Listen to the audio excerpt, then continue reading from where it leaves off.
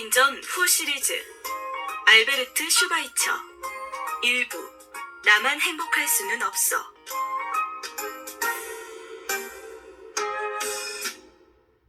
(1952년) 파리의 어느 기차역.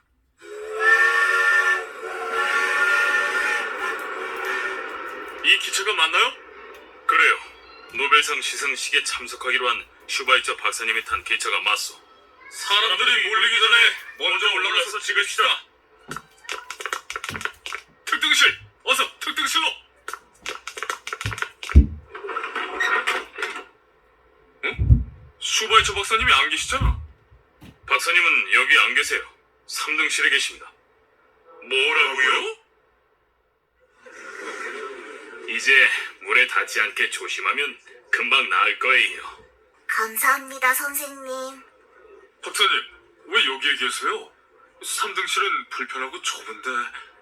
박사님, 이제 그만 특등실로 가시는 게 어떨까요? 박사님을 위해 특별히 좋은 자리로 준비해두었습니다. 저는 편한 곳을 찾아다니는 사람이 아닙니다. 저는 제 도움을 필요로 하는 사람을 찾아다닙니다. 특등실에 있는 사람 대부분은 지금 당장 저를 필요로 하지 않습니다. 제가 있을 곳은 지금 치료가 필요한 사람들과 함께 할 수 있는 이곳입니다. 아프리카의 성자로 불리는 알베르트 슈바이처는 노벨 평화상을 받으러 가는 기차 안에서까지도 불쌍하고 가난한 환자들을 돌보았습니다. 슈바이처는 1875년 독일과 프랑스의 국경지대에 있는 알자스의 카이저스베르크에서 목사의 큰아들로 태어났습니다. 하지만 자라면서 몸이 약했던 슈바이처를 위해 가족은 조용한 시골 마을인 귄스바흐로 이사를 갔습니다. 감사합니다, 퀸트 씨. 아니에요. 오히려 언제나 우리 마을을 위해 기도해 주시는 목사님께 감사드려요. 그나저나 피아노 소리가 참 듣기 좋네요. 알베르트의 피아노 실력이 나날이 발전하는 것 같아요. 저는 목사님께서 직접 연주하시는 줄 알았어요. 자네도 그랬어? 나도 목사님이 치는 줄 알았는데. 칭찬해 주시니 감사합니다. 알베르트가 피아노 치는 것을 좋아해서 실력이 눈에 띄게 향상되는군요. 슈바이처는 5살 때부터 아버지에게서 피아노를 배웠습니다.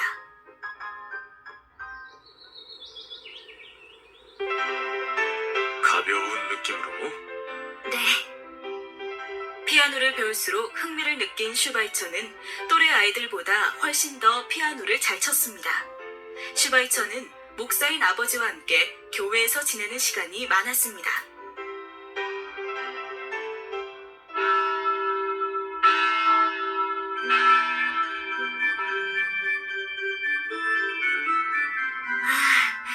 소리가 참 좋아요. 파이프 오르간 소리가 정말 아름다운 것 같아요. 그렇지? 내 생각엔 파이프 오리간 소리보다 더 아름다운 소리는 이 세상에 없을 것 같구나. 알베르트, 요즘에도 피아노 연습 많이 하니? 그럼요. 저는 피아노 칠 때가 가장 즐거워요. 그리고 요즘엔 악보도 많이 보고 있는걸요. 기특하구나, 알베르트. 이제 곧 몇 살이 되지? 9살이요. 9살이라. 좋아. 앞으로는 가끔씩 이 파이프 오르간을 연주해도 된다. 정말이에요? 정말 제가 파이프 오르간을 쳐도 되나요? 물론이지. 너는 재능도 있고 열정도 있으니 훌륭한 파이프 오르간 연주자가 될 수 있을 거야. 파이프 오르간 연주자요? 칭찬 감사합니다. 고맙긴.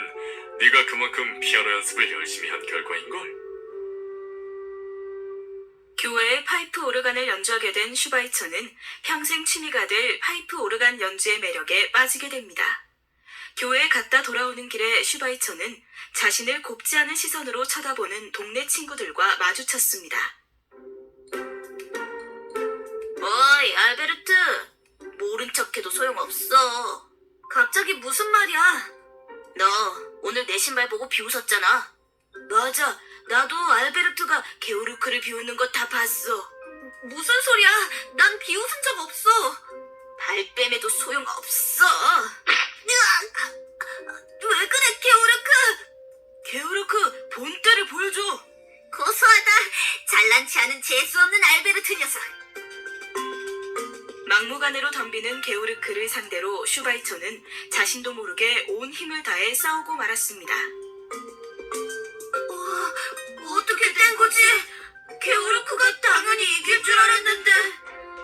게오르크, 난 그런 적 없다는데 왜 그러는 거야? 게오르크 괜찮아? 저리 안 비켜. 어서 사과해. 할게, 사과. 게오르크. 자, 이제 그만 일어나자. 우리 동네에서 네가 제일 싸움을 잘한다더니 생각보다 힘이 금방 빠지네. 나도 목사님 아들인 너처럼 일주일에 2-3번씩 고기 스프를 먹었다면 너에게 지지 않았을 거야. 잠깐만! 얘들아! 저게 무슨 말이야? 방금 게오르크가 뭐라고 한 거야? 우리가 너를 안 좋아했던 이유를 정말 몰라? 얘 정말 모르나 봐. 우리는 낡아서 너덜너덜한 신발을 신고 다니는데 너는 늘 깨끗하고 튼튼한 신발 신고 다니잖아. 뭐? 맞아. 넌 고기도 자주 먹고 옷도 우리보다 좋은 거 입고 말이지. 그만하고 가자.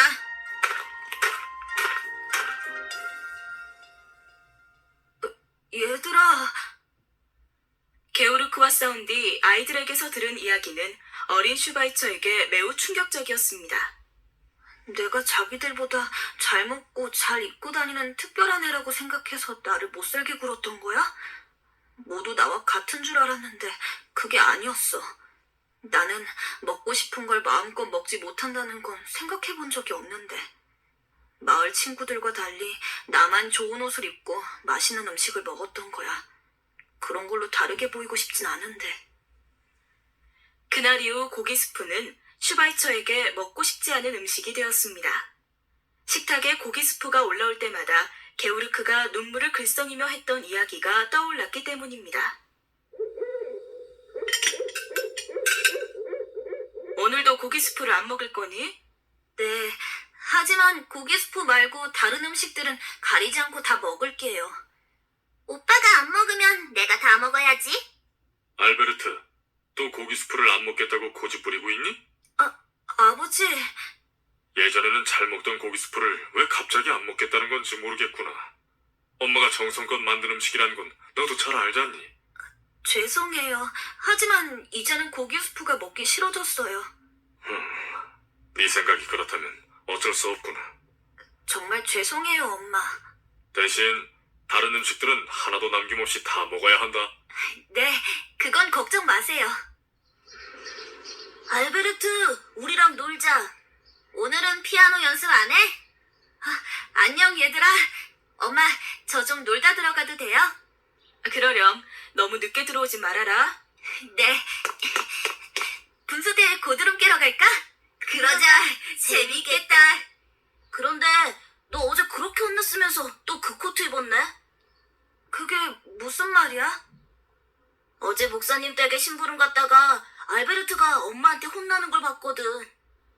야, 그런 얘기는 왜 해? 알베르트는 말썽도 안 부리는데 왜 혼났지? 사실 슈바이처가 추운 날씨에도 낡은 코트만 입고 다녔던 건 마을 아이들 때문이었습니다. 알베르트, 따뜻한 코트가 있는데 왜 안 입겠단 거니? 그런 얇은 코트만 입고 다니다가 감기에 걸리면 어쩌려고? 전 끄떡없어요, 엄마. 알베르트는 왜 항상 낡은 옷만 입으려고 하는 건지. 너는 목사님 아들이라 항상 단정하게 입고 다녀야 한다고 하지 않았니? 네, 알고 있어요. 하지만 아이들과 놀 때는 낡은 코트가 더 편해요. 그 대신 교회 갈 때는 새로 사주신 코트를 입을게요. 신발도 불편한 가죽 신발보다 이 낡은 신발이 훨씬 좋아요. 하여간 고집은 이렇게 입고 놀다가 감기에 걸리면 혼날 줄 알아? 이렇게 혼나더라니까. 알베르트, 새 옷이 마음에 안 들었어? 나 같으면 당장 새 옷 입고 새 신발 신고 나왔을 텐데. 새 옷은 놀기에 불편해서 말이지. 난 낡은 옷이 훨씬 편해. 하여튼 고집쟁이라니까. 이때부터 슈바이처는 친구들이 느끼는 가난의 고통을 함께 나누면서 행복을 느꼈습니다. 그 때문에 부모님께 혼이 나기도 했지만 한 번 결심한 생각은 절대 굽히지 않았습니다. 그러나 교회에 갈 때만큼은 부모님이 바라는 대로 단정하게 옷을 입었습니다.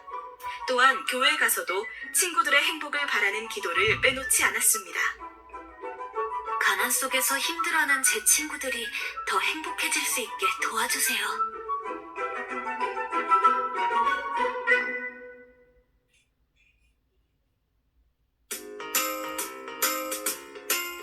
세계위인전 후 시리즈 알베르트 슈바이처 2부 생명을 소중히 여기는 소년.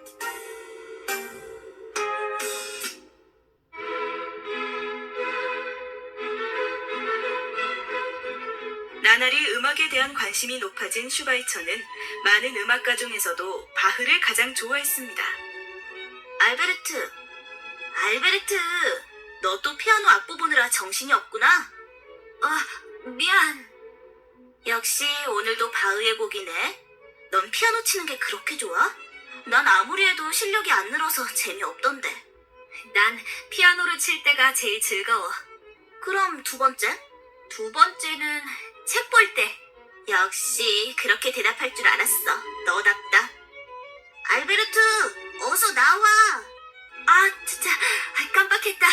빨리 안 나오면 우리 먼저 간다. 금방 나갈게. 누나, 나 나갔다 올게. 하이니랑 숲에서 할 일이 있거든. 할 일? 무슨? 슈바이처는 친구들과 숲에 가서 놀 때가 많았습니다.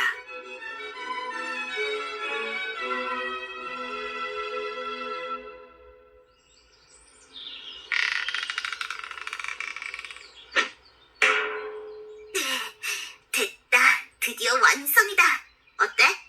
우와, 넌 새총도 잘 만들고 맞히기도 잘하는구나. 우리 마을에서 피아노는 네가 제일 잘 칠지 몰라도 새총 쏘기만큼은 내가 1등일걸. 맞아, 그건 나도 인정해. 새총 잘 쏘고 싶으면 나한테 배워.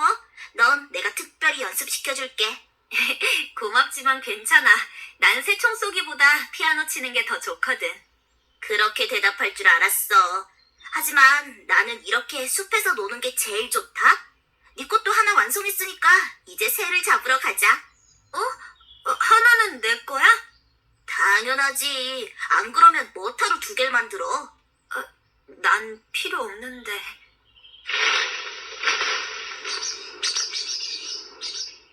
쉿, 조용히 해.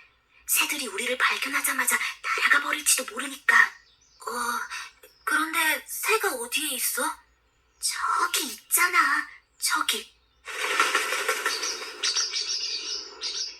며칠 전부터 봐뒀어. 저 새가 둥지 쪽으로 내려올 때를 노려서 동시에 쏘는 거야. 뭐? 둥지 안에 새끼들도 있는 것 같은데 맞히겠다고? 응. 저 어미새를 잡으면 새끼들은 금방 굶어 죽을 텐데. 그럼 어미새도 새끼새도 모두 불쌍해. 차라리 내가 빗나가게 쏘면 괜찮지 않을까? 드디어 내려온다. 준비해. 그런데 내가 빗나가게 쏴도 하인리가 맞히면 소용없잖아. 그렇다고 쏘지 말자고 하면 또 나 혼자 유별나다고 생각하는 거 아닐까? 어쩌지?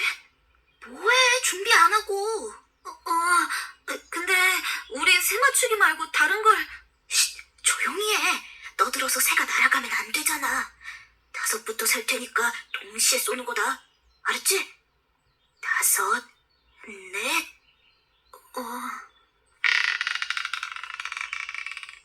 셋, 둘. 어떻게 하지?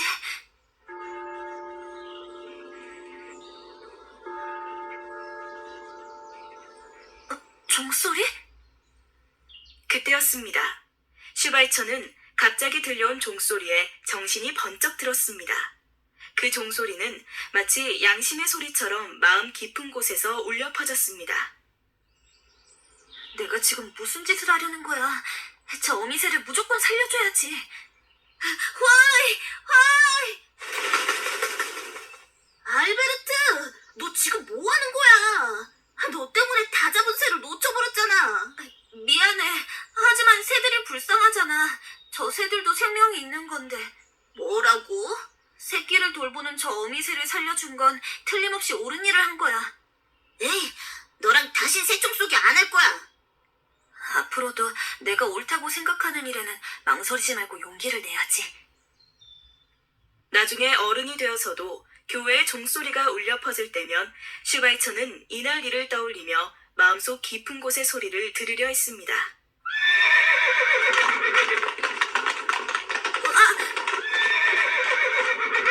아이쿠, 큰일 날 뻔했네. 알베르트 아니지? 아저씨 안녕하세요. 어디 가는 길이냐? 심부름 갔다가 집에 돌아가는 길이에요. 같은 방향인데 잘 되었구나. 여기 타거라. 내가 데려다 주마. 감사합니다. 안 그래도 다리 아팠는데. 아저씨, 제가 말을 몰아봐도 돼요? 네가 말을? 몰아본 적 있니? 그럼요. 몇 번 해봤어요. 그렇다면은 네가 얼마나 훌륭한 마부인지 아저씨가 한번 볼까? 신난다. 이랴, 이랴. 더 빨리, 이랴. 말을 제법 잘 다루는구나. 더 빨리 달리게 할 수도 있어요. 이 아저씨보다도? 그럼요. 한번 보세요. 이랴, 이랴. 퀸스바흐의 1등 마부 알베르트 슈바이처 나가신다. 너무 신나요. 늘 조용하고 얌전한 줄 알았더니 너에게 이런 모습도 있었구나. 저도 항상 책만 보고 피아노만 치는 건 아닌걸요. 신나게 마차를 끄는 동안 슈바이처는 매우 즐거웠습니다. 하지만 알베르트, 네 덕분에 일찍 도착했구나. 수고했다. 저도 즐거웠어요. 제가 도와드릴 일 없어요? 그럼 저 말 등에 걸친 마구 좀 벗겨주렴. 네.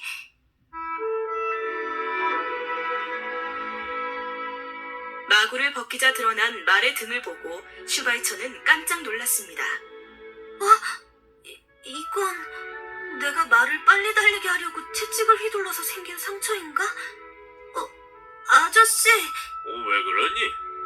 제가 말을 빨리 달리게 하려고 채찍질했을 때 왜 아무 말씀도 안 하셨어요? 그거야 네가 즐거워하며 말을 몰고 있으니까 그랬지. 그리고 덕분에 빨리 왔잖니. 내가 즐거워하니까 마구 채찍을 휘둘러도 그냥 내버려 두셨던 거라니. 슈바이처는 자신의 즐거움을 위해 생명이 있는 존재를 함부로 다뤘다는 사실에 마음이 아팠습니다. 미안해. 많이 아프지? 말을 빨리 달리게 할 수 있다는 걸 자랑하고 싶은 마음 때문에 널 아프게 했구나. 동물도 사람처럼 아픔을 느낄 수 있다는 걸 잊었어. 아프게 해서 정말 미안해. 아저씨, 당분간 제가 이 말을 보살펴도 돼요? 저 때문에 이렇게 다친 것 같아서 다 나을 때까지 보살펴주고 싶어요. 그러려무나. 이날의 경험을 통해 슈바이처는 생명이 있는 존재를 죽이거나 고통스럽게 하는 건 끔찍한 행동이라는 것을 마음속 깊이 되새기게 되었습니다.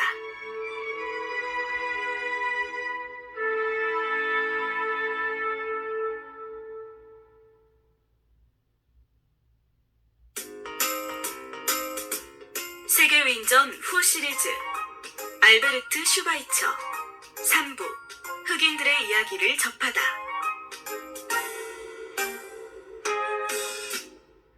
슈바이처는 종종 가족과 함께 대모님이 살고 계신 콜마르까지 놀러 가곤 했습니다.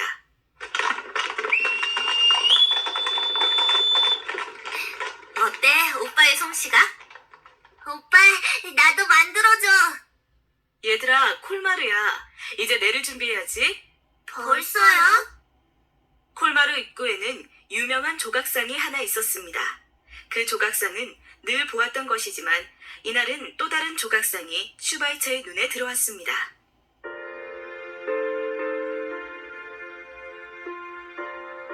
엄마, 저건 뭐예요? 프랑스의 유명한 해군 제독의 조각상이란다. 크림 전쟁에서 함대를 이끌고 싸워서 영웅이 된 사람이지. 아니요, 그 조각상 말고요. 저 밑에 있는 거요. 어딘가 우리와 다르게 생긴 것 같아요. 아, 흑인을 조각한 석상을 말하는 거로구나. 흑인이요? 흑인들은 왜 우리와 다른 모습을 하고 있어요? 그들이 뭔가를 잘못했나요? 아니야. 잘못한 게 있어서 그런 게 아니란다. 세상에는 다양한 사람들이 있단다. 우리처럼 피부가 하얀 사람도 있고 흑인들처럼 피부가 검은 사람도 있어.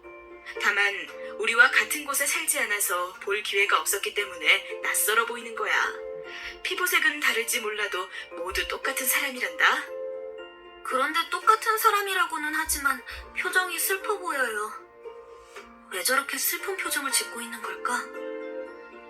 슈바이처는 콜마르에서 본 흑인 조각상의 슬픈 표정을 잊을 수가 없었습니다. 그러던 어느 날, 그 조각상의 표정이 슬픈 이유를 알게 되었습니다. 목사인 아버지께서 주일 예배 때 한 설교를 통해서였습니다.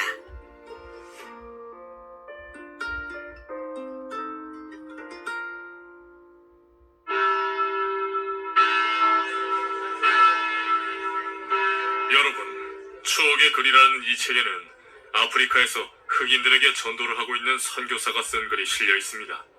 흑인 이야기라고?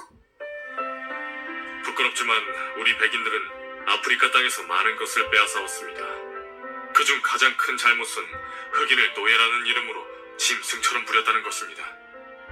게다가 아프리카에 사는 흑인 원주민들은 또 다른 커다란 고통을 받고 있습니다.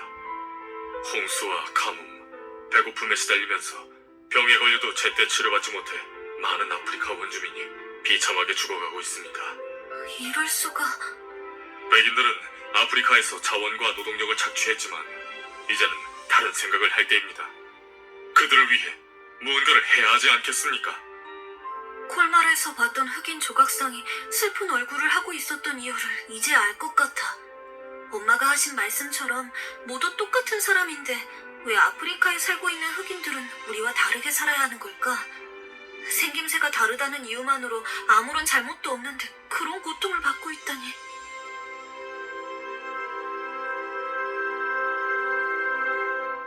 아프리카 흑인 원주민에 대한 설교를 들은 슈바이처는 흑인 조각상의 슬픈 얼굴이 떠올라 마음이 편치 않았습니다.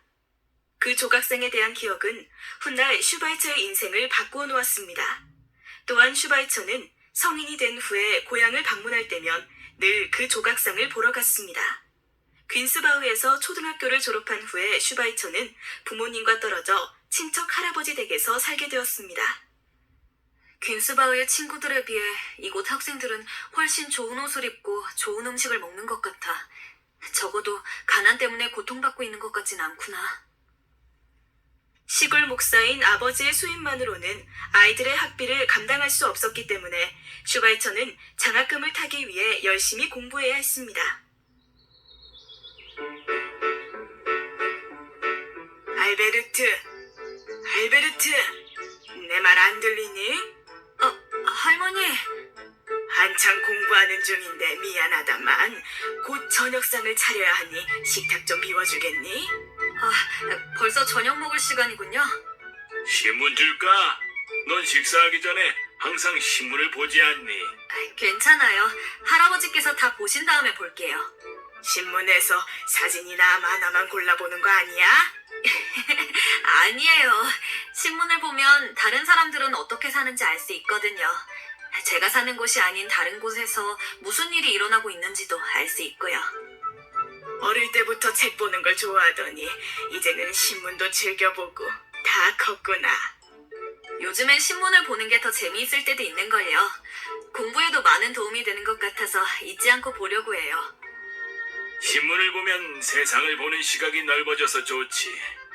난 신문 보는 습관은 좋은 거라고 생각한다. 그래, 열심히 보거라. 네, 할아버지. 할아버지 댁에서 학교를 다니던 어느 날 아버지께서 학교에 찾아오셨습니다. 알베르트, 아빠, 여기까지 웬일이세요? 우리 아들이 보고 싶어서 왔지. 잘 지냈니? 오래간만에 우리 산책할까? 네, 좋아요. 아버지가 학교에 온 이유는 슈바이처의 성적이 더 이상 오르지 않아 장학금을 받을 수 없게 되었다는 걸 알려주기 위해서였습니다. 알베르트, 네가 열심히 하고 있는 건 알지만 학교 측의 입장이 그러니 나도 안타깝구나. 네, 여기 오기 전에 라틴어를 배우지 못하고 온 게 너에겐 큰 어려움이었나 보구나. 네. 내가 더 신경 써주지 못해 미안하다. 아니에요, 아빠. 제가 죄송해요. 그 대신 더 열심히 해볼게요. 그래서 꼭 다시 장학금을 받을게요. 그래. 이런 일로 기가 죽으면 내 아들이 아니지. 다음 학기엔 장학금을 받을 수 있을 거다.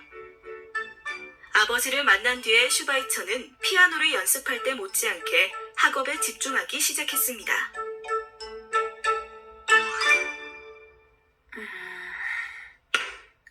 알베르트, 공놀이 할래? 달리기 시합 어때? 잠깐 바람 쐬고 해. 미안해. 아직 공부할 게 남아서 힘들 것 같아. 대신 다음 시합 때 꼭 넣어줘. 그럼 어쩔 수 없지. 다음엔 꼭 하기다. 그래, 미안해.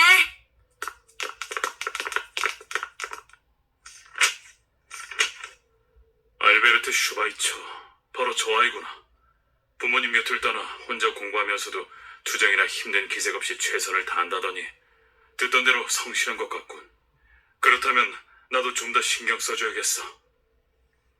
때마침 새로 부임해온 배만 선생님은 혼자서도 흔들리지 않고 착실하게 공부하는 슈바이처를 기특하게 여겼습니다. 그래서 각별한 애정을 가지고 슈바이처를 지켜보았습니다. 그렇게 한 학기가 지나고 그동안의 성적을 확인하게 되었습니다. 자, 그럼 이번 시험 결과를 발표하겠습니다. 저는 몇 등입니까? 너는 뒤에서 세는 게 더 빠르겠다.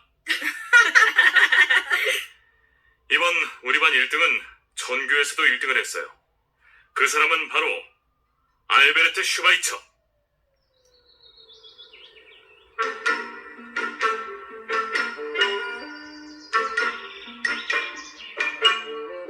할아버지, 할머니! 아이고 깜짝이야. 무슨 일 생겼니? 무슨 일이니? 제가 1등을 했어요. 네가 1등을 했다고? 전교에서 1등이라니 기특하구나. 네가 정말 자랑스럽다. 할아버지, 할머니께서 잘 보살펴주신 덕분인걸요. 제가 더 감사드려요. 앞으로 더 잘할게요. 이렇게 할아버지 댁에서의 학창 시절도 지나가고 있었습니다.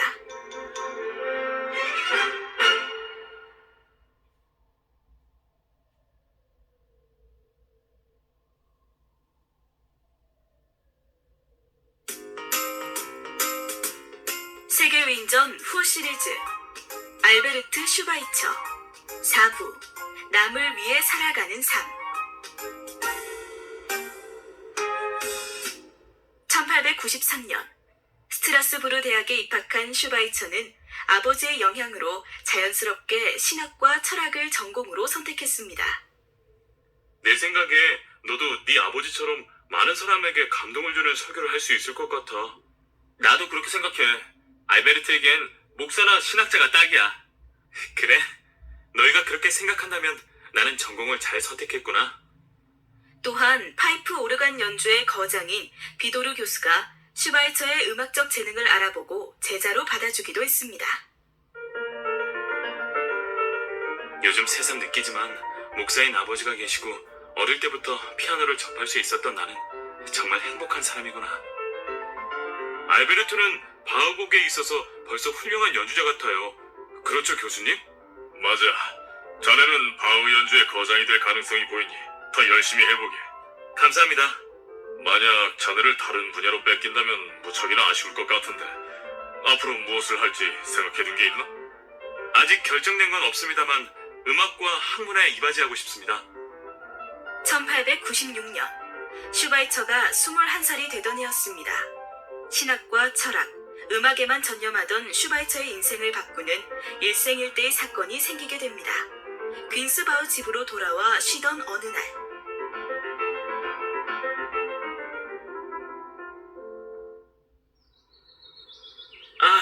잘 잤다. 오랜만에 집에 오니까 정말 기분 좋다. 내가 좋아하는 책과 세상에 하나뿐인 내 피아노. 난 정말 행복한 사람 같아. 오늘은 뭘 하지? 책을 볼까? 아니면 교회에 가서 파이프 오르간을 연주할까? 오랜만에 친구들을 만나서 콜마르까지 산책을 갈. 그 순간 슈바이처는 어릴 때 함께 자랐던 동네 친구들의 가난했던 모습과 도시에서 보았던 불쌍한 사람들의 모습이 떠올랐습니다.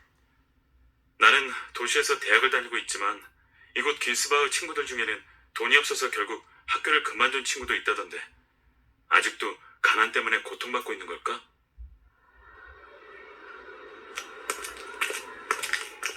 겉으로는 부유한 도시에도 가난과 차별 속에서 어렵게 사는 사람들이 매우 많아서 놀랐는데 수많은 사람이 가난과 고통 속에서 힘들게 살아가고 있는데 나는 공부가 힘들다고 가끔씩 투정이나 부리고 있었다니.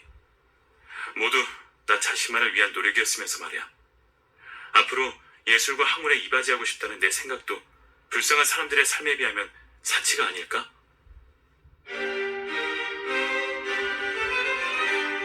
이 운명적인 날, 슈바이처는 고요히 깊은 사색에 잠겼습니다. 나만 행복하고 편안한 삶을 누리고 있었던 것은 아닐까? 나는 내가 느끼는 행복을 너무 당연한 듯이 받아들이고 있었어. 과연 이게 옳은 걸까? 아니야. 나 혼자만 행복한 건 진정으로 행복한 게 아니야. 내가 행복을 누린 만큼 무엇인가를 베풀어야 해. 앞으로 어떤 삶을 살아야 할지 알 것 같아. 30살까지는 나의 학문과 예술을 위해 살고 30살 이후에는 나보다 불쌍한 사람, 고통받는 사람들을 위해 살자. 이 결정은 결코 충동적인 것이 아니야. 어쩌면 어린 시절 게오르크와의 싸움을 계기로 느꼈던 내 마음 깊은 곳의 소리를 이제야 따르게 된 것일지도 몰라. 30살 이후부터는 다른 사람에게 봉사하는 삶을 살기로 한 이날의 결심으로 슈바이처는 남은 삶의 목표와 방향을 바꾸게 되었습니다. 인류에 봉사하는 삶을 살기로 한 슈바이처에게 자신만을 위해 사용할 시간은 많지 않았습니다. 알베르트, 또 어딜 급하게 가는 거야? 1시간만 축구하고 가. 다른 할 일이 있어서 미안해. 난 이제 공부에 더욱 매진해야 할 이유가 생겼어. 앞으로 내가 어떤 식으로 인류에 봉사하게 될지 모르지만 나중에 공부에 대한 미련이 남지 않게 최대한 많이 해놔야지. 신학과 철학을 동시에 전공했던 슈바이처는 1899년 7월 24살의 나이로 철학 박사 학위를 받았습니다. 그리고 견습 목사로 일하면서 이듬해인 1900년에는 신학 박사 학위를 받았습니다. 또한 바흐 음악에 관한 연구 논문을 발표하고 파이프 오르간의 연주법과 제작법이라는 책을 써서 사람들을 놀라게 했습니다. 27살인 1902년부터는 스트라스부르 대학 신학부의 강사로 근무하며 안락한 생활을 이어갔습니다. 이제 난 자신만을 위해서 살 시간도 얼마 남지 않았어. 시간을 더 아껴 써야겠어. 이제 우리도 곧 30살이 되겠네. 그나저나 날씨가 꽤 쌀쌀해졌구나. 넌 앞으로 탐험가가 될 거라면서 이 정도 날씨에 움츠리면 어떡해. 오늘 몸이 안 좋아서 그래. 알베르트, 넌 앞으로 뭘 할지 확실하게 정했어? 30살 이후로는 남을 위해 살기로 결심했잖아. 글쎄, 매일 생각하고 있는데 구체적인 방법은 아직도 잘 모르겠어. 설교를 통해 불쌍한 사람들을 돕자고 설득해볼까? 빈민이나 수감자들을 위한 사역활동은 어떨까? 어떤 사람들에게 어떤 방식으로 도움을 줄지 여전히 고민 중이야. 알베르트는 언제나 우리보다 생각이 많아. 내가 좀 그런가?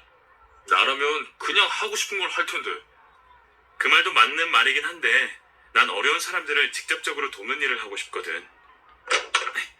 그럼 내일 보자. 어? 이건 뭐지?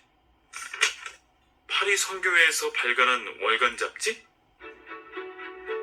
슈바이처가 집어든 책은 아프리카 콩고 지방의 선교회장 베그너가 쓴 책이었습니다.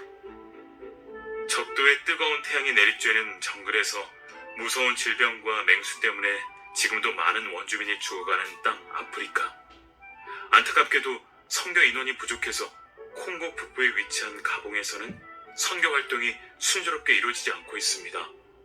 주님의 부름을 받고 스스로 가겠다고 결심하는 사람이 바로 우리 선교회가 진정으로 원하는 사람입니다.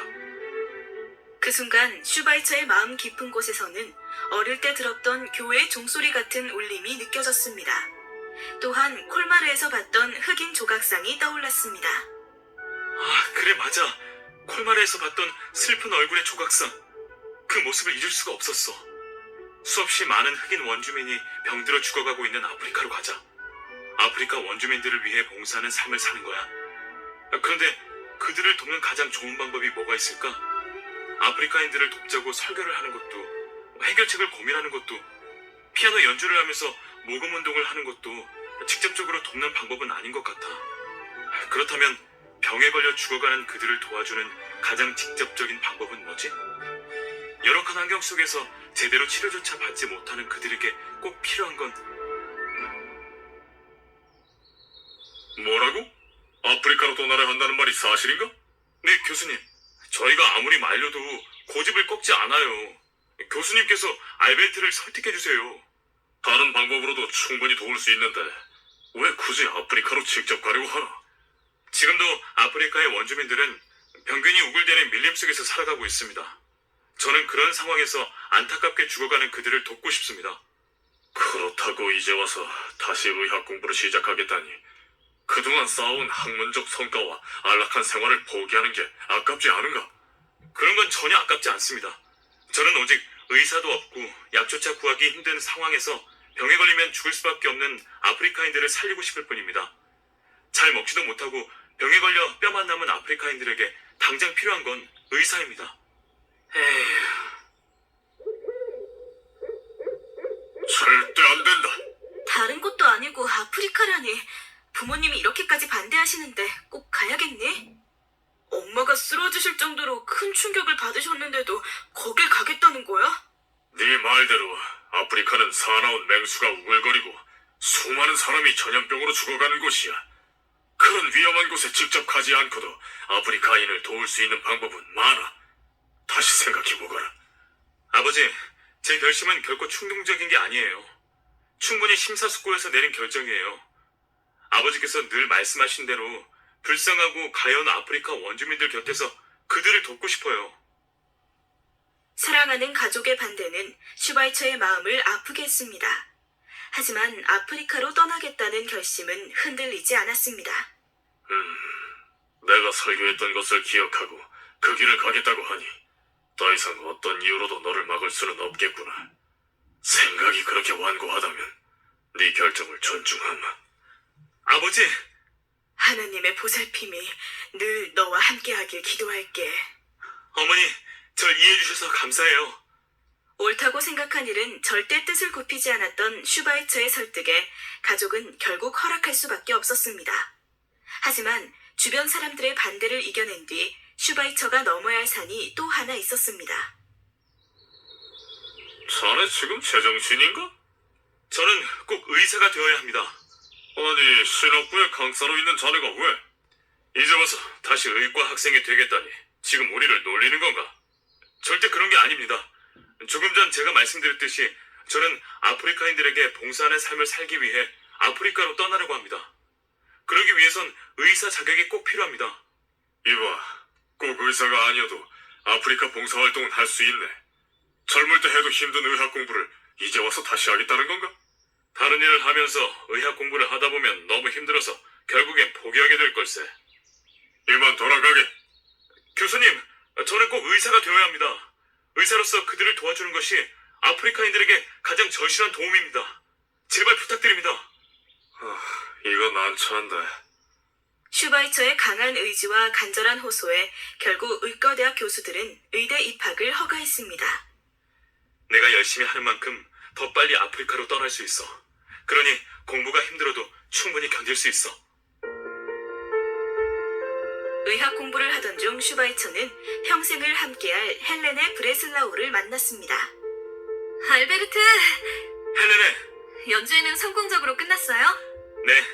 연주의 수입이 많을수록 아프리카로 가는데 필요한 의약품을 많이 살 수 있으니 더 분발할 생각이에요. 헬레네는 오늘도 공부하다가 오는 길인가요? 네, 저도 어떻게 하면 불쌍한 사람들을 도울 수 있을까 해서 간호학을 공부했던 건데 당신을 만나 함께 아프리카로 떠나게 되어서 정말 기뻐요. 나 역시도 당신이 있어 얼마나 든든한지 몰라요. 서로의 공부에 힘이 되던 두 사람은 아프리카로 떠나기 전 많은 사람의 축복 속에 결혼식을 올렸습니다.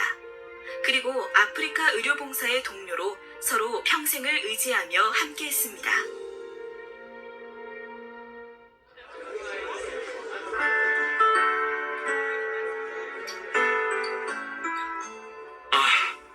갑자기 현기증이 어지럽군. 자네 괜찮나? 네, 괜찮습니다. 의학 공부만 하기에도 바쁠 텐데 요즘 책도 쓰고 연주회도 한다고 들었네. 아프리카에서 필요한 것들을 사는데 큰 도움이 되거든요. 정말 못 말리겠군, 자네. 마지막 시험도 무사히 통과했으니 남은 과정도 열심히 하길 바라네. 이젠 우리 의대 교수들도 모두 자네를 응원하고 있네. 감사합니다. 슈바이처는 그렇게 차근차근 아프리카로 떠날 준비를 하고 있었습니다.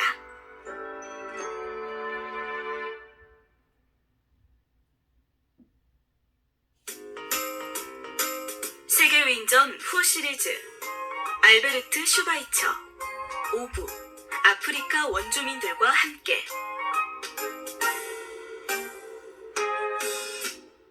슈바이처는 의학 공부를 마치자마자 본격적으로 의약품과 의료용품들을 마련하기 시작했습니다. 특히 피아노 연주에는 경제적으로 그에게 든든한 힘이 되어 주었습니다.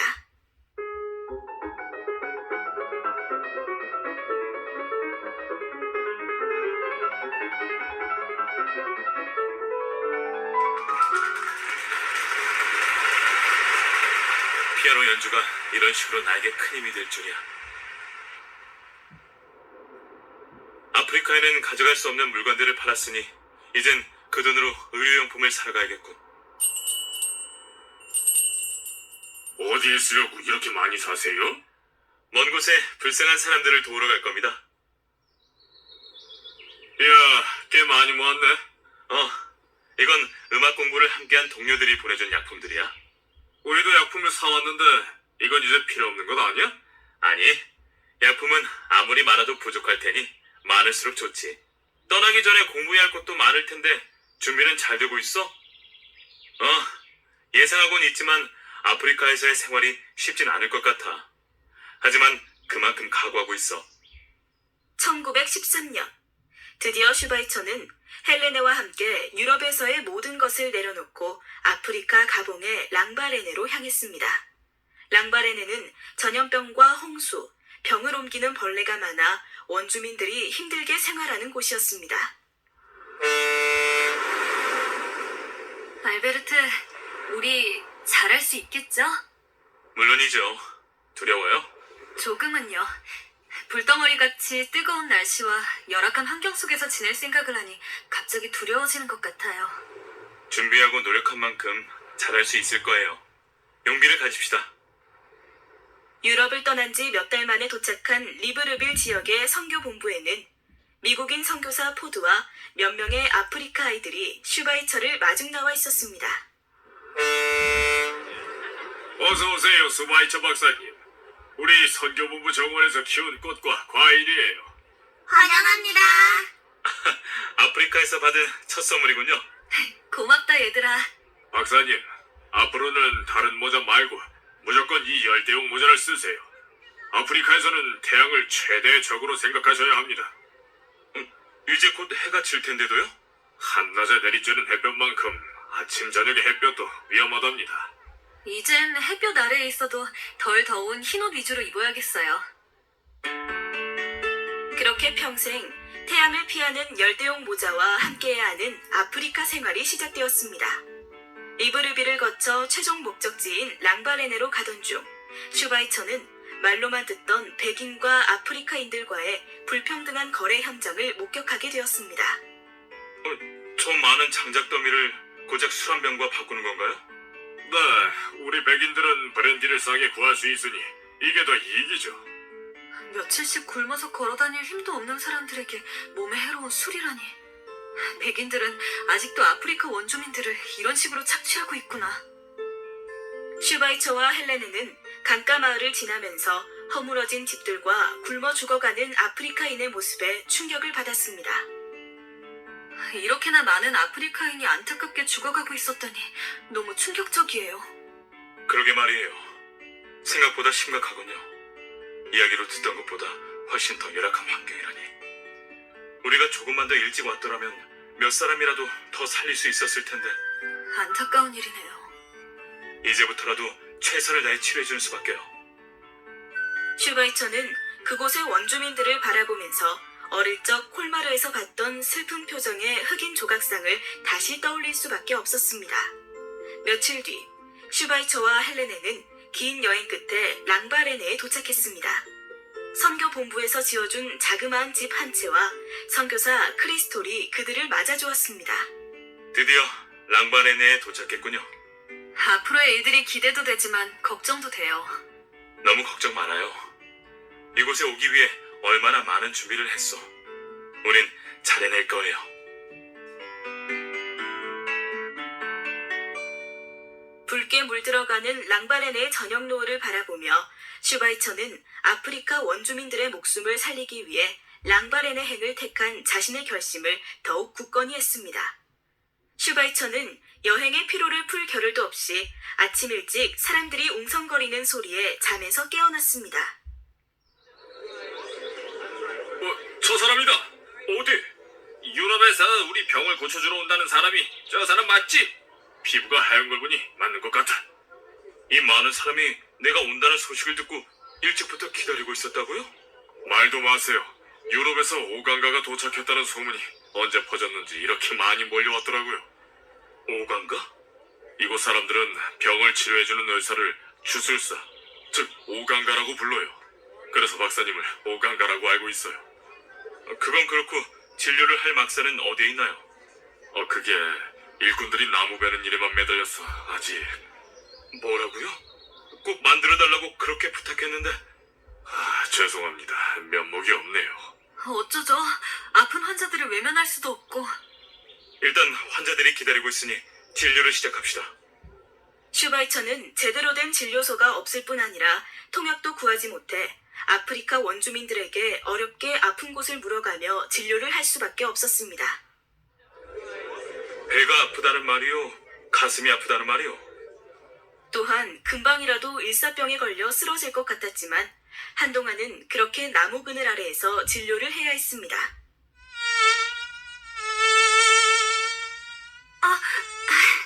또 파리가...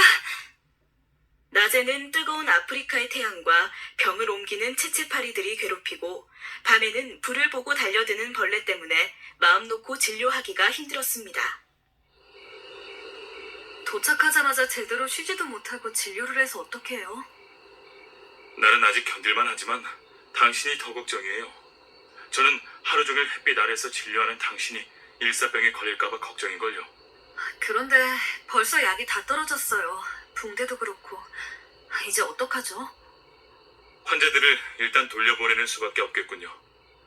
여러분, 제가 진료를 하고 싶어도 약과 붕대가 없어서 진료는 여기까지만 하겠어요. 미안합니다. 안 돼요. 저는 이틀이나 걸려서 여기까지 왔단 말이에요. 오강가, 저 좀 살려주세요. 나무에서 떨어졌는데 여기가 너무 아파요. 우리 아버지 좀 살려주세요. 저도 여기서 피가 나요. 이봐, 공짜로 병을 낫게 해주겠다고 사람들을 불러놓고 이제 와서 그냥 돌아가라니.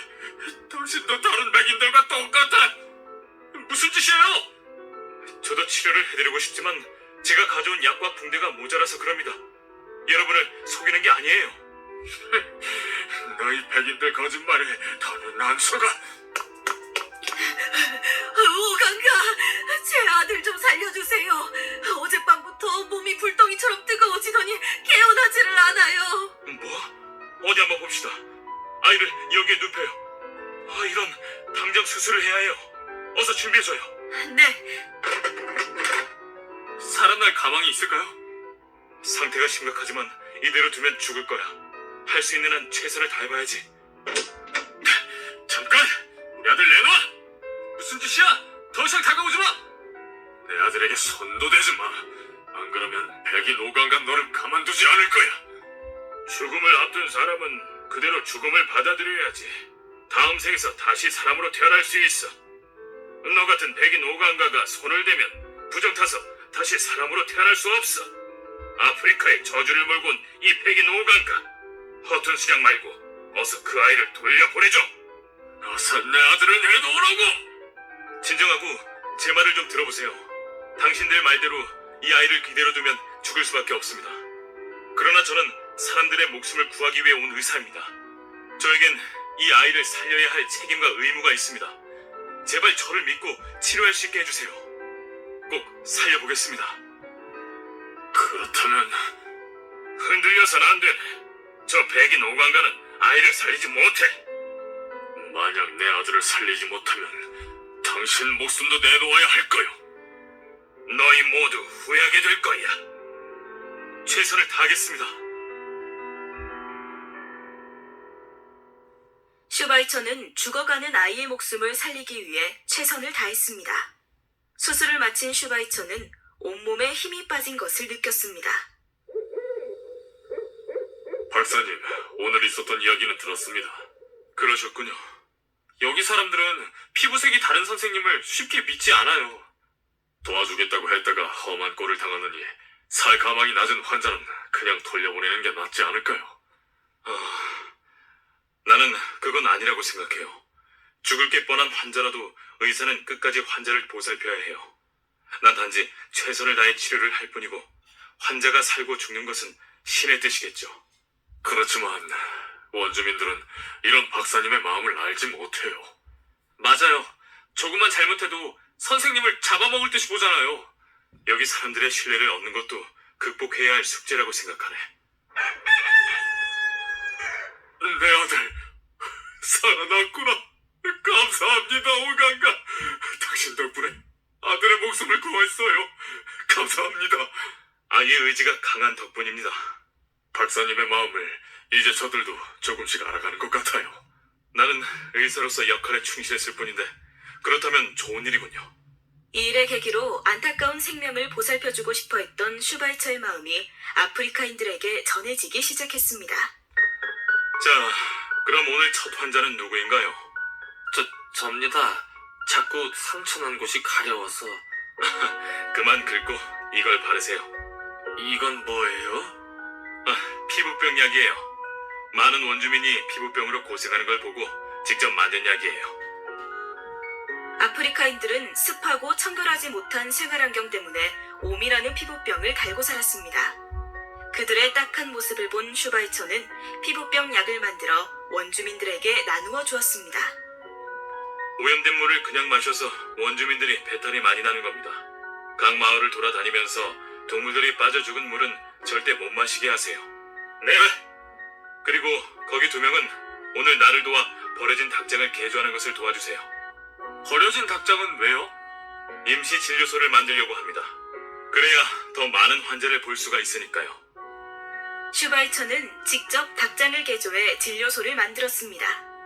심장병, 수면병, 폐병 등 다양한 병에 걸려 찾아오는 환자를 진료하다 보니 슈바이처는 어느새 한두 가지 병을 고치는 의사가 아니라 모든 병을 고쳐주는 주술사 같은 존재가 되었습니다. 하지만 아프리카인들을 대하는 극진한 마음과 노력만으로는 소용이 없었습니다. 다시 의약품과 의료용품이 부족해지자 슈바이처는 초조해졌습니다.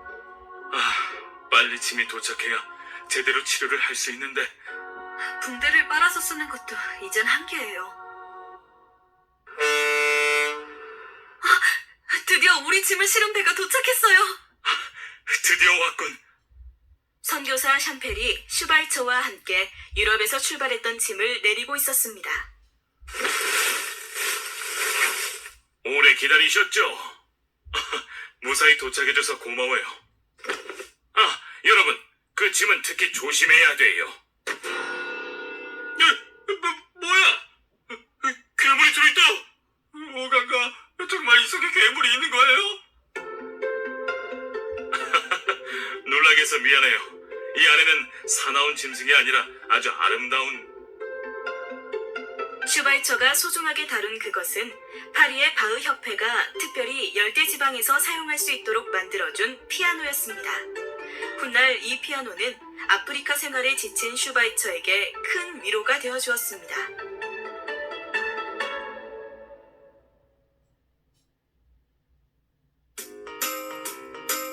세계위인전 후 시리즈 알베르트 슈바이처 6부 전쟁의 소용돌이 속으로.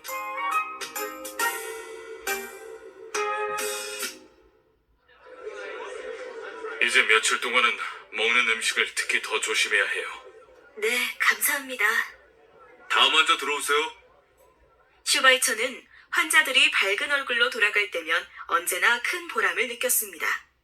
잠시 시간이 날 때는 진료소를 덮칠 듯이 자라는 넝쿨을 직접 정리하기도 했습니다. 오강가, 이런 건 저희가 할 테니 그만 쉬세요.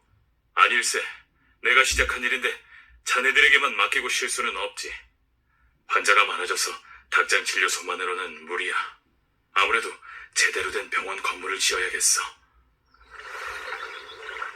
오강가, 삼키타에는 왜 가시는 거예요?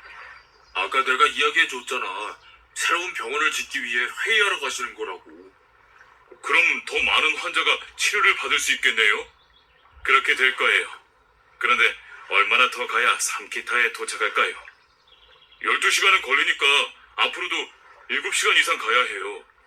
그나마 지금처럼 강을 따라 배로 이동하느라 걸어가는 것보다는 적게 걸리는 거예요. 랑바레네가 오지 중에 오지이긴 하군요. 다들 조용! 왜 그래요? 하마떼가 물길을 가로막고 있어요. 하마들이 성질을 부리면 배를 뒤집어 버릴 수도 있으니 조용히 둘러서 갈게요. 아프리카 밀림에는 항상 언제 나타날지 모르는 위험이 도사리고 있어서 긴 여행은 목숨을 걸고 떠날 수밖에 없었습니다.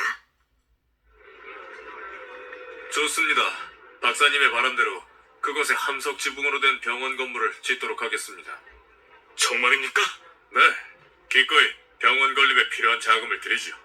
아, 정말 고맙소. 많은 환자가 기뻐할 거요. 슈바이처는 뛸 듯이 기쁜 마음으로 랑바레네로 돌아왔습니다. 그리고는 한시라도 빨리 병원을 세우고 싶은 마음에 건설업자들이 오기 전에 앞장서서 일을 시작했습니다.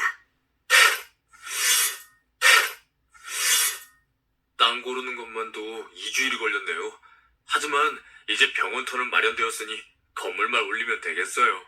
선생님, 그 사이 환자가 많이 밀렸어요. 환자들을 오래 기다리게 할 수는 없지. 진료하러 가야겠어. 좀 쉬고 하지 그러세요. 그리고 몇 달 뒤, 제대로 모습을 갖춘 병원이 완성되었습니다. 아, 그토록 원하던 제대로 된 병원이 생겼어. 우와, 방도 많아요. 이젠 환자들이 다 나을 때까지 입원할 수 있겠어요. 이 방은 진료실로 쓰고 뒤쪽에 있는 방은 수술실로 쓸 생각입니다. 여기 작은 방들은 약품 보관실과 소독실이에요. 근사해요. 뜨거운 공기가 실내에 머물지 않게 창도 큼지막해요. 벌레가 들어오지 못하게 방충망도 되어 있어요. 박사님께서 부탁하신 그대로예요. 그러네요. 이제 말라리아를 옮기는 모기와 수면병을 옮기는 채채파리들에게서 어느 정도 해방되겠군. 꿈에도 그리던 새 병원이 완성된 뒤 슈바이처는 하루에 꼬박 16시간씩 환자를 진료했습니다. 선생님, 이러다 쓰러지시겠어요. 좀 쉬세요. 아닐세. 나야 잠깐 쉬는 것이겠지만 그 사이에도 환자들은 고통받고 있지 않은가. 선생님. 선생님을 꼭 만나야겠다는 손님이 있는데요. 누구? 오강가, 안녕하세요. 자네는 얼마 전에 이질이 걸린 아기를 데리고 왔던...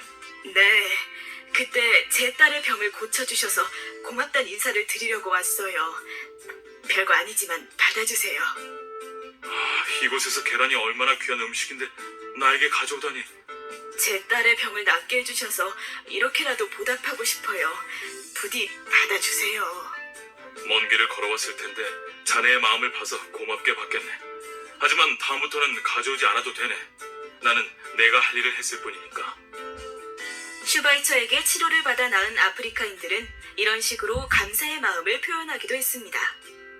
선생님, 오늘도 환자 가족이 이렇게 많은 음식과 과일을 두고 왔는데 어떡하죠? 형편이 더 어렵고 굶주린 사람들에게 나누어주게. 이제 이곳은 병을 치료하는 곳만이 아니라 사람들이 서로 도움을 주고받는 장소가 되어가는군요. 그렇소. 그게 바로 내가 원하는 병원의 모습이라오.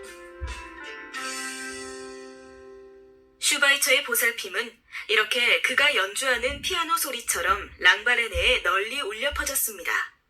슈바이처가 아프리카에서 의료 활동을 펼친 지 1년쯤 되어갈 때 유럽에서는 제1차 세계대전이 일어났습니다. 제1차 세계대전은 유럽의 모든 나라를 전쟁으로 몰아넣었는데 특히 프랑스와 독일의 싸움은 치열했습니다. 그리고 그 여파는 프랑스의 식민 지배를 받고 있던 랑바렌의 지역까지 미치고 있었습니다. 프랑스와 독일 간 전쟁은 아직도 계속되고 있다던가요?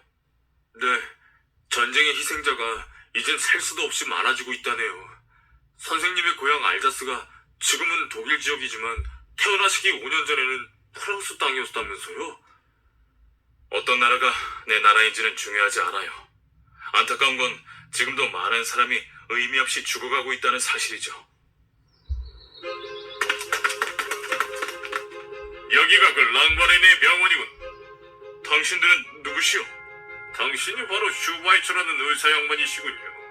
독일과 프랑스가 전쟁 중에 있으니 랑바렌의 병원은 우리 프랑스군이 접수하겠습니다.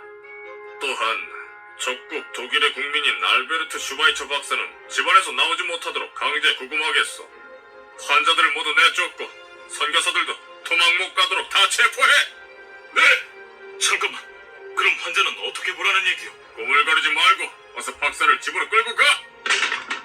아픈 환자들을 그렇게 쫓아버리다니, 제발 그만두시오.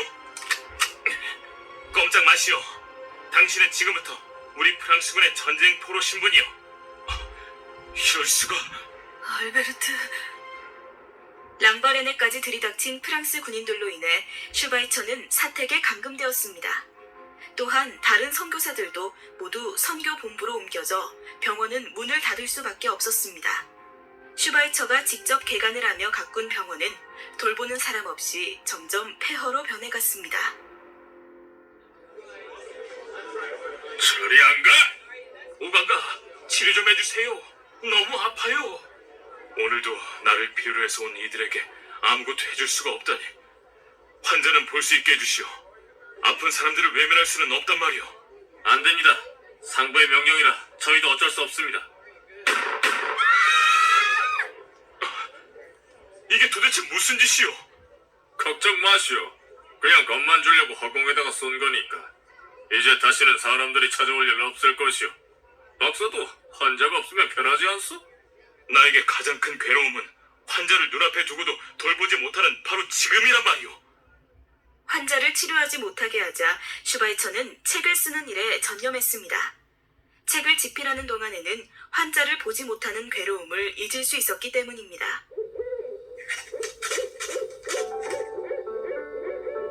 인간은 살려는 욕망을 지니고 있다. 그 힘으로 인간이 발전하는 것이다. 그러나 그것 때문에 인간은 남을 이기고 자기만 살려고 한다. 이것이 생존 경쟁이다. 그로 인해 나라와 나라 사이에 전쟁이 일어나는데 이것이 바로 싸움의 욕망이다. 다른 한편으로 인간은 서로 사랑하고 도와주고 손을 잡고 이 땅을 낙원으로 만들고 싶어하는 사랑의 마음도 지녔다. 이것은 인간의 본성, 즉 본마음이다. 인간의 마음속에 자리 잡은 싸움의 욕망과 사랑의 마음을 어떻게 하나로 다스려야 할까? 나는 아직도 정답을 찾지 못하고 있다. 인간의 마음속에 천사와 악마가 함께 살면서 서로 이렇게나 격렬히 다툰다니.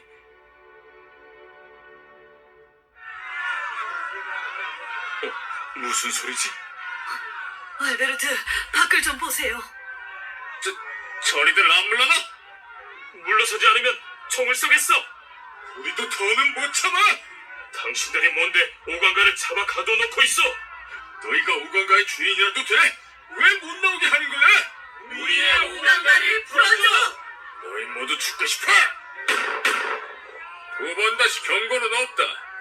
더 이상 물러서지 않으면 너희에게 직접 총을 쏘겠어. 이러다가는 큰일이 벌어지겠어. 진정해요, 여러분. 나는 여기 갇혀있는 게 아니에요. 오강가가! 당분간 집에서 할 일이 있어서 나오지 못하는 거랍니다. 몇 달만 참으면 다시 여러분과 만날 수 있어요. 오강가, 그 말이 사실이에요? 네, 이 사람들은 다른 군인들로부터 나를 보호해주고 있는 거예요. 오강가가 저렇게 말한다면 사실일 거야. 우리 오강가가 하는 말을 믿자. 그래, 오강가는 거짓말을 안 하니까. 오강가, 그럼 우린 돌아갈게요. 물불 안 가릴 것 같았는데 다행이군. 고맙소. 당신 덕분에 위험한 일은 벌어지지 않았군. 고맙습니다. 덕분에 저희도 살았어요. 당신들도 저들을 이해해 주길 바랍니다. 우리 서로 용서합시다. 박사님. 감금된 지 3개월이 지난 뒤 슈바이처는 유럽에서 지내는 여러 사람의 도움으로 감금 생활에서 풀려날 수 있었습니다. 그리고 폐허가 된 병원에서 다시 환자들을 돌볼 수 있게 되었습니다. 아프리카 가봉 지역에 한 명밖에 없는 의사를 감금시켜 놓는다는 것은 말도 안 돼요. 맞아요. 아무리 전쟁 중이라지만 이건 인도주의적이지 않아요. 우리에게는 슈바이처 박사가 꼭 필요합니다. 하지만 전쟁의 후유증으로 병원 운영은 더욱 힘들어졌습니다. 요제프도 월급이 반으로 줄어 병원을 그만둘 수밖에 없었습니다. 죄송해요. 저도 가족을 먹여 살려야 해서요. 자네 잘못이 아니야. 내가 더 미안해지네. 건강한 모습으로 다시 볼 수 있기를 바라네. 네. 게다가 오랫동안 과로에 시달리던 슈바이처도 몸이 약해질 대로 약해져 요양을 떠날 수밖에 없는 상황이 되었습니다. 조심해요. 그쪽은 큰 거미가 많아요. 깜짝이야. 헬레네, 내가 이곳에 와서도 너무 글쓰는 일에만 매달린 것 같소. 네. 어제도 밤 늦게까지 글을 쓰시던걸요. 제발 무리하지 마세요. 미안해요. 어떤 철학에도 없는 새로운 윤리 사상을 찾기 위해 집중을 하다 보니 쓰던 글을 중단할 수가 없네요. 미안할 거 없어요. 환자를 진료하는 모습만큼이나 당신의 글 쓰는 모습도 보기 좋아요. 근처에 맹수가 있나 봐요. 그런가 보군요. 조심해요. 저 숲에는 지금도 사나운 짐승들이 서로 잡아먹으려고 싸움을 하고 있겠지. 그러고 보니 지금 유럽에서 전쟁을 벌이고 있는 사람들도 저 짐승과 다를 바가 없는 것 같군. 아, 하마떼예요. 큰 소리를 내면 안 되겠는걸. 조심하자고.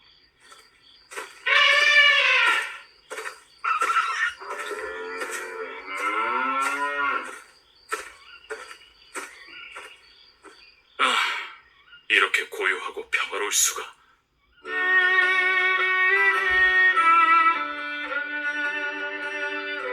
이날 슈바이처가 깨달은 생명 경외 사상은 훗날 그가 쓴 문화 철학이라는 책에 그대로 녹아들어가 많은 사람에게 감동을 주었습니다. 원시림 속의 하마떼, 유유자적하게 먹이를 찾는 새들과 마음 선한 원주민들. 모습은 다르지만 생명이 있는 모든 것이 서로 방해하지 않고 평화로이 살아가고 있군요. 프람포기도 자기의 삶을 살아갈 권리를 가지고 있고 자신의 생명이 소중하고 고귀한 것처럼 다른 모든 생명도 소중히 여겨야 한다는 생각을 하게 되는 광경이네요. 참다운 사랑이란 살아있는 모든 것을 보살피는 마음이라는 것도요.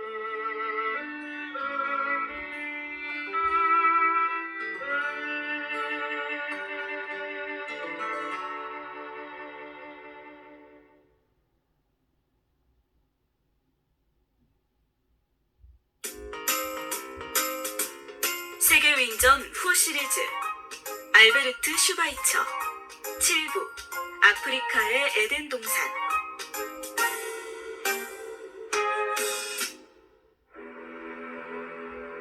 생명 경외 사상을 깨닫고 요양에서 돌아온 슈바이처에게 안타까운 정갈이 와 있었습니다.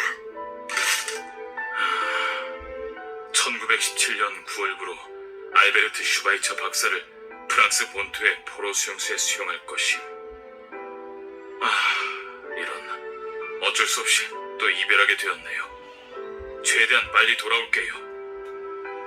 몸 건강히 다녀오세요. 슈바이처는 강제로 프랑스 보르도의 한 수도원에 감금되었지만 그곳에서도 환자를 진료하는 일을 멈추지 않았습니다. 그 뒤 다시 알자스 사람들만 수용하는 생레미 수용소로 옮겨져 고향집에 잠시 들를 수 있게 되었습니다.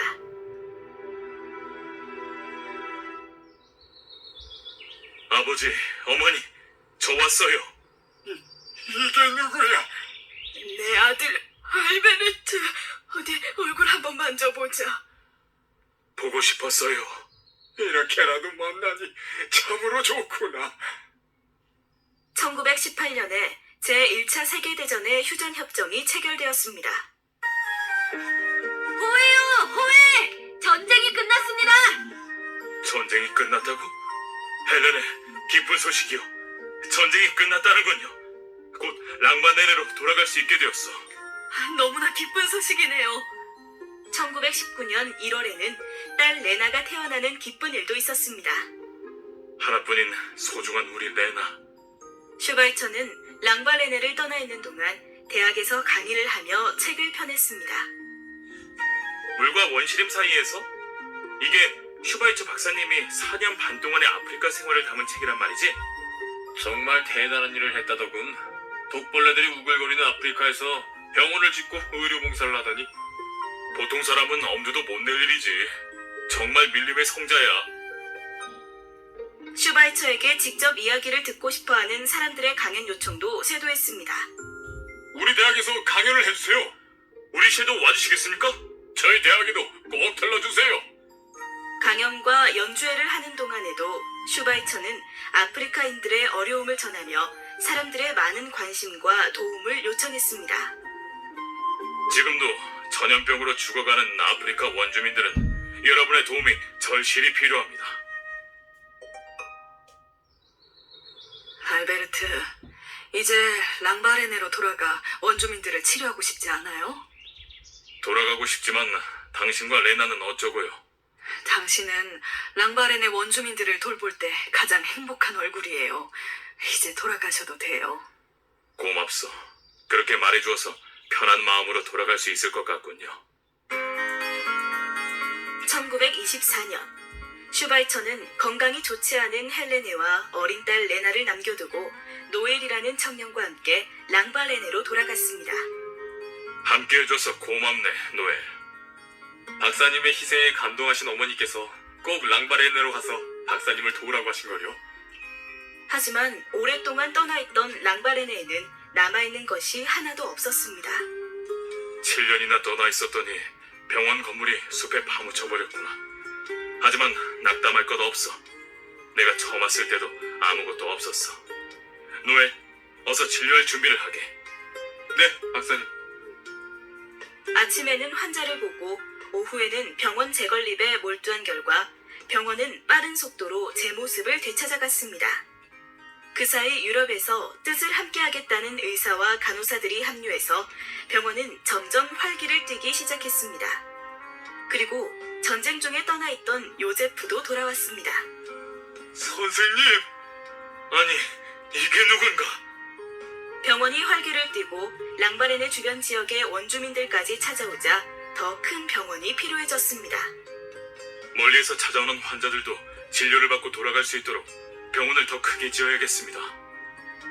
그렇다면 누가 감독하고 누가 짓습니까? 저희는 경험이 없는데요. 걱정하지 마세요. 제가 직접 이곳 사람들과 짓겠습니다. 선생님께서 직접이요?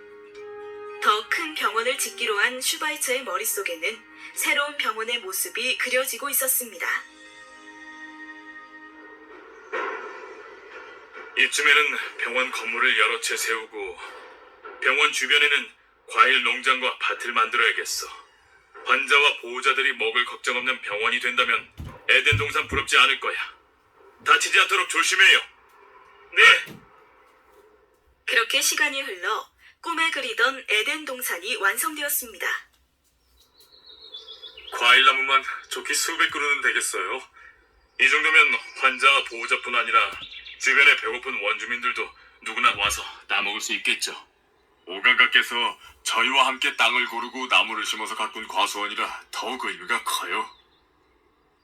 랑바레네에서 유일한 병원이었던 닭장진료소는 이제 300명이 넘는 환자와 보호자가 함께 지낼 수 있을 정도로 커졌습니다. 병을 치료할 뿐만 아니라 자급자족하면서 아무 걱정 없이 지낼 수 있는 병원은 슈바이처가 꿈꿔왔던 에덴 동산의 모습 그대로였습니다. 이 나무들도 많이 자랐구나. 어이, 저런. 많이 아프겠는걸? 그물 침대에 누워있으니 편안하고 좋기만 한걸요? 자네보고 한 말이 아니라 나무에게 한 말일세. 네? 그게 무슨 말씀이신지. 비록 말 한마디 하지 못하는 나무라 하더라도 이렇게 줄을 맨 채로 흔들거리면 얼마나 아플까 하고 걱정되어서 하는 이야기일세.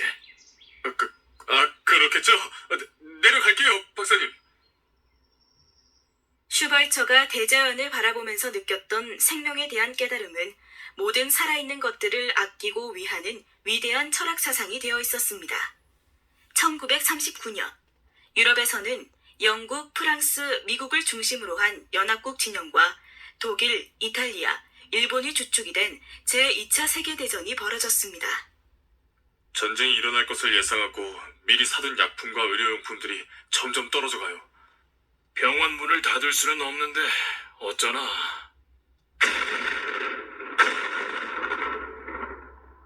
폭탄이 또 병원 주변에 떨어져요.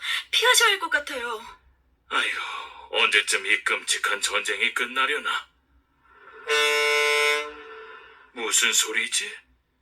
선생님, 부두에 화물선이 도착했대요. 화물선이라니? 슈바이처 박사님 맞으시죠? 세계 각국에서 보낸 의약품과 식량을 싣고 왔습니다. 뭐요? 이런 기적 같은 일이? 선생님, 전 세계 사람이 우리를 돕고 있어요. 이게 다 선생님의 희생에 감동을 해서 그런 것 같아요. 저는 묵묵히 할 일을 했을 뿐이에요. 사람들의 도움에 보답하기 위해서라도 더욱 힘내서 진료합시다.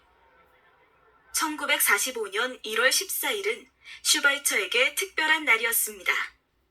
생일 축하합니다. 아이고, 오늘이 내 생일이었나요? 아유, 쑥스럽군요. 선생님, 생일 축하드려요.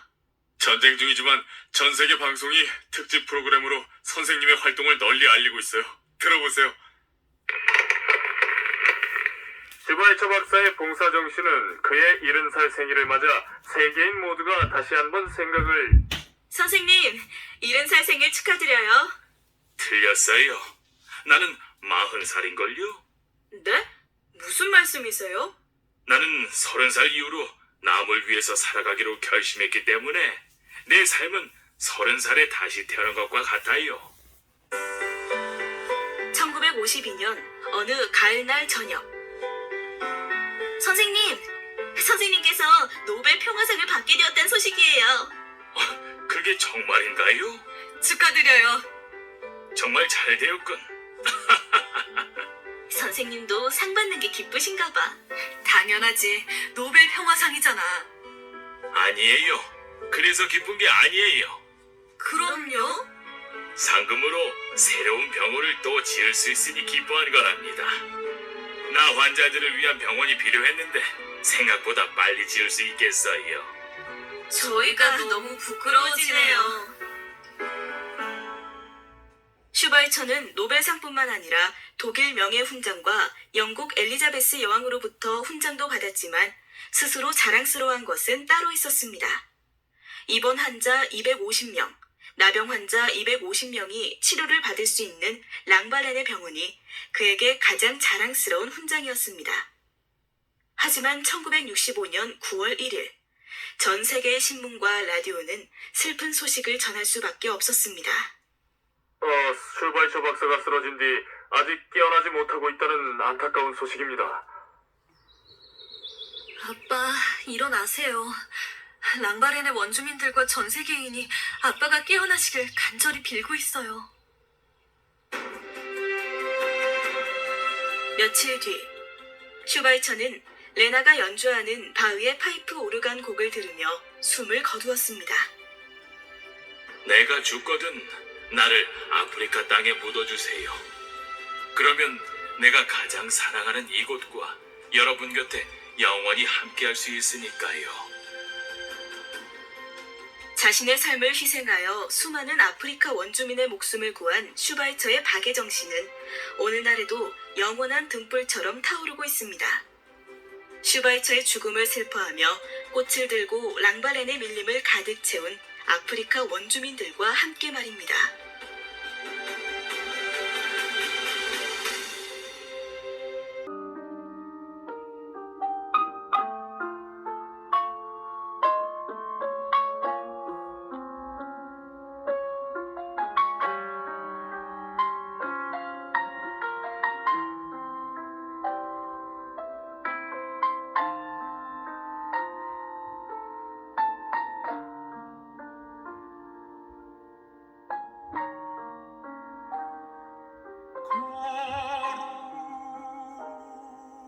것이